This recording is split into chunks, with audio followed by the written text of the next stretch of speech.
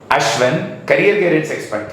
Class 12 board எக்ஸாமினேஷனை முடிச்சுட்டு எப்படியாச்சும் டாப் மோஸ்ட் இன்ஜினியரிங் காலேஜில் போய் படிச்சுட்டா நல்ல சம்பளத்தோட வாழ்க்கையில் செட்டில் ஆயிடலாம்னு சொல்லி கல்லூரிகளை நேரில் போய் பார்த்து அட்மிஷன்ஸ் போடுறதுக்கு நம்முடைய மாணவர்கள் ஆயத்தமாயிட்டு இருக்கிறாங்க.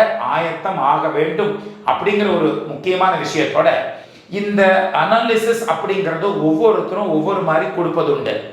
ஜென்ரலாக நான் என்ன நினைக்கிறேன் அப்படின்னா, இந்த இடத்துல மக்கள் அதிகமாக பார்க்கறது சார் NIRF ரேங்கிங்ல இருக்கிறாங்களா, NBA இருக்குதா, NAC இருக்குதா அப்படிங்கிறது எல்லாம் தான் அவங்க பார்க்குறாங்க. மெயினாக நீங்கள் பார்க்க வேண்டியது பிளேஸ்மெண்ட்ஸ் தான். ஆல்ரெடி என்னுடைய NIRF வீடியோவில் நான் போட்டிருக்கிறேன். ஒரு ஸ்டூடெண்ட் படிக்க வரான் ஒரு காலேஜுக்குன்னா அவர்களுக்கு என்ன தேவை என்றால் படித்து முடிச்சு போகிறப்ப எனக்கு பிளேஸ்மெண்ட்டு கிடைக்குமாங்கிறது தான். 95% ஸ்டூடெண்ட்ஸ்க்கு அதுதான். ஆனால் NIRFல பிளேஸ்மெண்ட்ஸுக்கு இம்பார்ட்டன்ஸே கொடுத்துருக்க மாட்டாங்க. டீச்சர் வந்து PhD முடிச்சிருக்கிறாரா அப்படிங்கிறத இம்பார்ட்டன்ஸ் கொடுத்துருப்பாங்க. டீச்சர் பேப்பர் பப்ளிஷ் பண்ணியிருக்கிறாராங்கிறதுக்கு தான் இம்பார்ட்டன்ஸ் கொடுத்துருப்பாங்க. எல்லா PhD முடித்த வாத்தியாரும் பசங்களுக்கு புரியறது போலலாம் சொல்லி கொடுக்கறதெல்லாம் கிடையாது.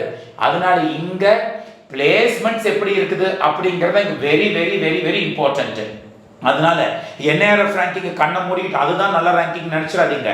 ஏன் தெரியுமா, எனக்கு தெரிந்த ஒரு கல்லூரியில் பிளேஸ்மெண்ட் வந்து ஈவன் ஒரு 10% கூட உருப்படியாக இல்லாமல், டீச்சர்ஸ் வந்து அந்த அளவுக்கு ஒரு ஸ்ட்ராங்காக இல்லாமல் டாப் 100க்குள்ள ஒரு கல்லூரி இருக்கிறது. ஆனால் அதே சமயத்தில் 200 300 பேங்கில் இருக்கக்கூடிய NIRF ரேங்கிங் இருக்கக்கூடிய ஒரு கல்லூரியானது மிகச்சிறந்த ஃபேக்கல்ட்டி வச்சுக்கிட்டு எக்ஸ்ட்ராடினரி பிளேஸ்மெண்ட்ஸ் கொடுக்குறாங்க. அதனால சும்மா வேறு NIRF ரேங்கிங் வச்சுக்கிட்டு இந்த காலேஜ் மேலே இருக்குது இந்த காலேஜ் கீழே இருக்குதுன்னு சொல்லி எடை போட்டாதீங்க, நீங்கள் தான் மாட்டிக்குவீங்க. ஏன்னா NIRF என்பது ஒருபோதும் பிளேஸ்மெண்ட்டை பற்றி கவலைப்படுவதில்லை அப்படிங்கிறது தான். ரெண்டாவது, எப்படி சார் அப்புறம் நாங்கள் கண்டுபிடிக்கிறது நல்ல காலேஜா இல்லையான்னு? NIRF வேண்டாங்கிறீங்க, NBA ஓகேங்கிறீங்க, அதை விட பிளேஸ்மெண்ட் தான் முக்கியங்கிறீங்க.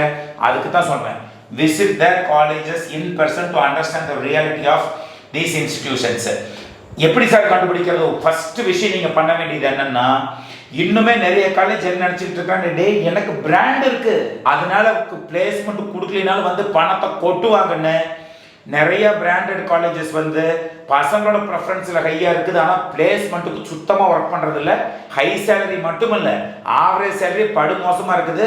காலேஜுக்கு வந்து அது எவ்வளோ பெரிய பிராண்டட் காலேஜாக இருந்தாலும் சரி, சார் அவ்வளோ கேட்குறோம் தெரியுமா சார், அந்த காலேஜ் பயங்கர பிராண்டு. அது பிராண்டாக இருந்தால் நமக்கு என்ன பண்ணுது? நம்ம பிராண்ட் ஆக்கிறது நமக்கு முக்கியம். கம்பெனிக்காரங்களாம் நீங்கள் பிராண்டட் காலேஜில் படிக்கிறீங்கலாம் பார்க்கறது இல்லை, உனக்கு நாலேஜ் இருக்குதான் தான் பார்க்குறான். அதனால இப்பொழுதெல்லாம் நிறைய பிராண்டட் கல்லூரிகள்லாம் நாலேஜ் கொடுக்குறதுல நீயா பார்த்து படிச்சுக்கன்னு சொல்லக்கூடிய கல்லூரிகளாக வளர்ந்து விட்டது. அதனால கொஞ்சம் பார்த்துருந்துக்கோங்க. எப்படி சார் கண்டுபிடிக்கிறது? எந்த காலேஜாக இருந்தாலும் காலேஜுக்குள்ளே போகணும். சும்மா ஒரு ஸ்டூடெண்ட் 2 ஸ்டூடெண்ட் எல்லாம் கேட்கக்கூடாது. அவங்களுடைய ப்ரௌச்சரில் 100% பிளேஸ்மெண்ட் போட்டிருக்கிறத மட்டும் பார்க்கக்கூடாது. காலேஜுக்குள்ளே போய் அங்கேயும் ஒழுக்கமாக சில ஸ்டூடெண்ட்ஸ் பார்த்தாவே தெரியும். அந்த ஸ்டூடெண்ட்டுக்கிட்ட ஒரு 10 பேர்கிட்ட கேட்கணும், அண்ணா நான் வந்து ஒரு ஏழை வீட்டிலேருந்து வரேன், இந்த காலேஜில் வந்து படித்தா எனக்கு பிளேஸ்மெண்ட் கிடைக்குமாண்ணா, என் லைஃப் செட்டில் ஆகுமாண்ணா, நல்லா இருக்குமா, ஹாஸ்டல்ஸ் நல்லா இருக்குமா அப்படிங்கிறத போய் பார்த்தாவே படிக்கிறது போல் இருக்கக்கூடிய ஒரு பசங்ககிட்ட போய் நீங்கள் கேட்டிங்கன்னா அந்த காலேஜை பற்றி அவன் கிழிச்சு தொங்குட்டுவான். அவன் தான் NIRF விட மேலே, அவர் தான் NBA விட மேலே, அவர் தான் எல்லாத்த விட மேலே, அவர் தான் கிரேட் ரேங்கர். அங்கே படிக்கக்கூடிய ஸ்டூடெண்ட்டு தான் கிரேட் ரேங்கர்ஸ். அதனால எந்த காரணத்துக்கு ஏதோ ஒரு விஷயத்தை பிலீவ் பண்ணி யாரோ ஃபோன் பண்ணி கூப்பிட்டு நான் அட்மிஷன் வாங்கி கொடுக்குறேன்னு சொல்கிறவங்கள தவறாக நம்பி போய் அட்மிஷன்ஸ் போட்டுட்டு தவறான கல்லூரியில் போய் மாட்டிக்கிட்டோன்னு சொல்லி எந்த காரணத்துக்கு ஃபீல் பண்ணாதீங்க. இந்த ப்ரெசன்டேஷனில் வந்து பசங்க ப்ரெஃபர் பண்ணி இருக்கிறதுனால கூட சில கல்லூரிகள் மேலே வந்திருக்கலாம். இருந்தாலும் பிளேஸ்மெண்ட்ஸ் அப்படிங்கிற விஷயத்த போய் பார்த்து சேருங்க. சும்மா அவங்க வெப்சைட்டில் பொய்யா எப்படி போட்டிருக்காங்கன்னா, இத்தனை ஸ்டூடெண்ட் இத்தனை பேர் பிளேஸ் ஆகிருக்கிறாங்க, அத்தனை பேர் இத்தனை ஸ்டூடெண்ட் பிளேஸ் ஆகிருக்கிறாங்கன்னு ஃபோட்டோ போட்டிருக்கணும். ஃபோட்டோவுக்கு கீழே எந்த டிபார்ட்மெண்ட் ஸ்டூடெண்ட் பிளேஸ் ஆகிருக்கிறான்னு போட்டால் தான் உண்மை. இல்லைன்னா சும்மா குத்து மதிப்பாக நம்பரை வந்து போட்டு விட்டுக்கிட்டு ஸ்டூடெண்ட்டோடைய ஃபோட்டோவை போடலைன்னா அந்த கல்லூரிகள் பொய் சொல்கின்றன என்று தான் அர்த்தம். சார் பிளேஸ்மெண்ட் ஆகிருக்கிறான், ஓப்பனாக கம்மிங்க, அப்போ தானே உண்மையான பிளேஸ்மெண்ட்டு. டிரான்ஸ்பரன்சி இருந்தால் தானே நல்ல பிளேஸ்மெண்ட். நீங்கள் எவ்வளோ பெரிய பிராண்டட் காலேஜாக இருந்தால் நமக்கு என்ன? பிளேஸ்மெண்ட்டை ஓப்பனாக காமிச்சா அந்த கல்லூரிகள் நல்ல கல்லூரிகள். எங்கேயோ இடத்துல மறைக்கிறாங்கன்னா இதை வெளியே காமிச்சா நம்ம காலேஜுக்கு நேம் போயிருக்கிறதுக்காக தானே மறைக்கிறதுக்கான வாய்ப்புகள் ஜாஸ்தி. அதனால ஜென்ரலாகவே நீங்கள் எங்கே போய் பார்க்கணும்னா வெப்சைட்டுக்கு போகணும், வேற ஒன்றுமே நமக்கு தேவையில்லை. அந்த வெப்சைட்டில் போய் பிளேஸ்மெண்ட் அப்படின்னு ஒரு காலம் இருக்கும், அல்லது அகாடமிக்ஸ் அப்படிங்கிறதுக்கு கீழே கிளிக் பண்ண அந்த பிளேஸ்மெண்ட்னு சில இடத்துல காமிக்கலாம். உள்ளுக்குள்ள போய் பார்க்கணும். ஒரு 50 பேர் 10 லட்சத்துக்கு மேல சம்பளம் வாங்கி இருக்கிறாங்கன்னா அந்த 50 பேர் யாரு, அந்த ஸ்டூடெண்ட்டுடைய போட்டோ, அந்த ஸ்டூடெண்ட்டுடைய டிபார்ட்மெண்ட் நேம் உறுதியா இருந்தாதான் அது உண்மை. இல்லைன்னா சும்மா அப்படியே போற போக்கில் தான் வச்சுக்கப்போ 70 பேர் வச்சுக்கப்போ 60 பேர்னு பொய் சொல்லி விடுவார்கள் என்று நான் தெளிவாக சொல்கிறேன். காலேஜுக்கு நேரில் போங்க, அங்க போய் 10 லட்சத்துக்கு மேல இத்தனை பேர் பிளேஸ் ஆயிருக்குன்னு சொல்றீங்களா சார், போட்டோவை காமின்னு கேளுங்க. ஏமாந்தா அந்த போட்டோல இருக்கக்கூடிய ஸ்டூடெண்ட்டை நான் பார்க்கலாமான்னு கேளுங்க. அந்த ஸ்டூடெண்ட்டை போய் பாருங்க சார். எதுக்குமே பயப்படாம ஓப்பனா எந்த கல்லூரிகள் உங்களிடம் காண்பிக்கிறதோ அந்த கல்லூரிகளே ரியலா ஒர்க் பண்ணக்கூடிய கல்லூரிகள் என்பதை மறந்து விடாதீர்கள். சில காலேஜில் எங்களுக்கு பிராண்ட் இருக்கு, ஏன்னா பணத்தை கட்டுறா, இல்லைன்னா வெளியே போன்னு சொல்லக்கூடிய கல்லூரிகள் பயந்துக்கிட்டு பணம் கட்ட வேண்டிய அவசியம்லாம் கிடையாது. பிராண்டும் கிடையாது, ஒரு மண்ணும் கிடையாது. உங்களுக்கு தெளிவாக ஸ்கில்லை யார் வளர்த்து கொடுக்குறாங்களோ, யார் ஃபர்ஸ்ட் இருந்து உங்களுக்கு தீவிரமாக ஒர்க் பண்ணுறாங்களோ, 1 லட்சத்தை கட்டினா 10 லட்சத்துக்கு வேலை பார்க்குறாங்களோ அந்த கல்லூரிகளே சிறந்த கல்லூரிகள்.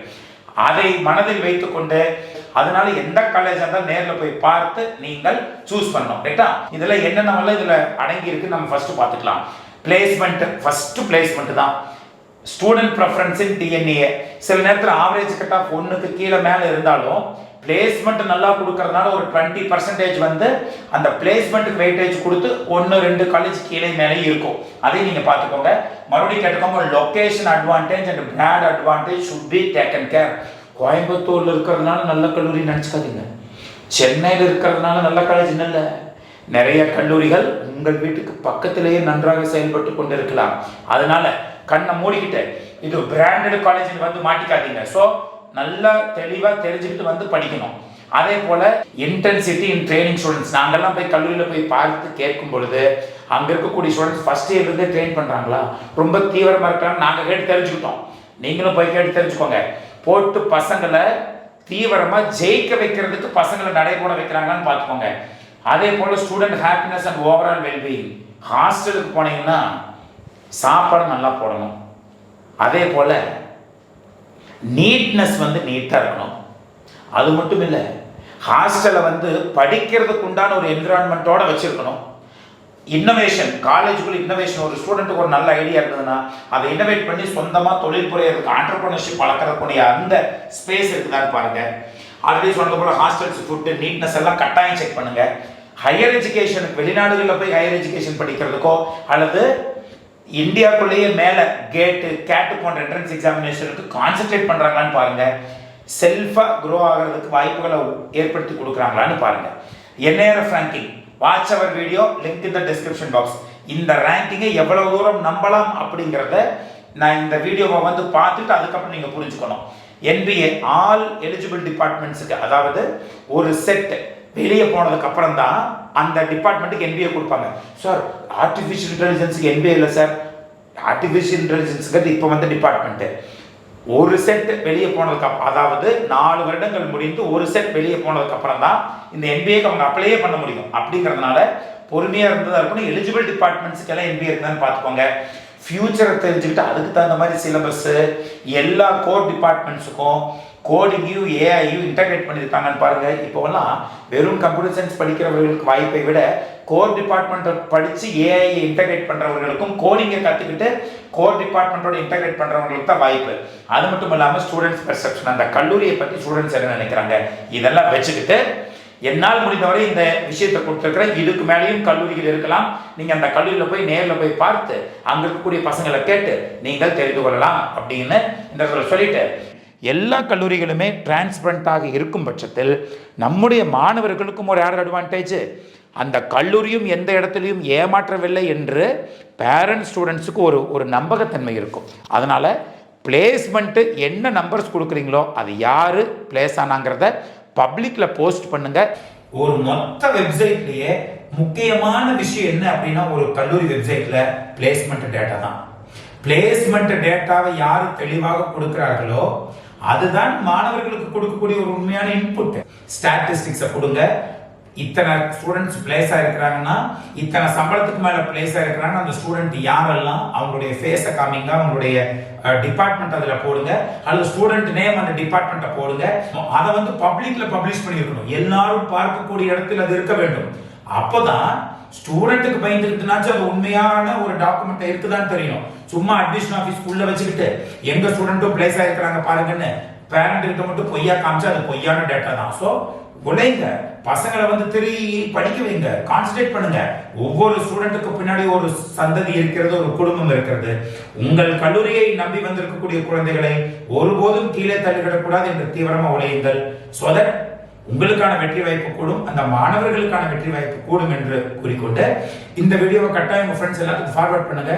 சப்ஸ்கிரைப் பண்ணனா கட்டாயம் சப்ஸ்கிரைப் பண்ணி வச்சுக்கோங்க. பிகாஸ் எந்த வீடியோவையும் மிஸ் பண்ணாம பாக்குறப்போ உங்களுக்கு ஒரு நல்ல ஐடியா கிடைச்சு நல்ல கல்லூரிக்கு போக முடியும் என்று நான் நினைக்கிறேன். அடுத்தது கோயம்புத்தூர்ல இருக்கக்கூடிய டாப் மோஸ்ட் கல்லூரிகள் எல்லாம் என்னென்ன, சென்னை ரீஜன் இருக்கக்கூடிய டாப் காலேஜஸ் என்னென்ன, சவுத்ல இருக்கக்கூடிய டாப் காலேஜஸ் என்னென்ன, மிட்ல என்னென்ன கல்லூரிகள் எல்லாம் நல்லா இருக்கு அப்படிங்கறத அடுத்தடுத்த வீடியோல நம்ம அனாலிசிஸ் எடுத்து அங்க இருக்கக்கூடிய பசங்கள்கிட்ட கேட்டு, சில காலேஜ்ல ஆவரேஜ் கட் ஆஃப் பாவமா 130 140 இருக்கு. ஆனா பயங்கரமா ஒர்க் பண்ணக்கூடிய பிளேஸ்மெண்ட் ஒர்க் பண்ணக்கூடிய கல்லூரிகள் எல்லாம் இருக்கிறது. So really I feel very happy that I am going to share a very good information. அந்த இன்ஃபர்மேஷன் எல்லாத்தையும் ஒன்னொன்னா அடுத்தடுத்து பார்க்க போறோம். ஸோ எல்லா டாப் காலேஜஸ் பத்தி நாம் பார்க்கும் வரை உங்களிடமிருந்து இப்பொழுது விடைபெறுகிறேன். நெக்ஸ்ட் வீடியோல மறுபடியும் உங்களை வந்து நான் சந்திக்கிறேன். Until then, it's bye from Ashwin.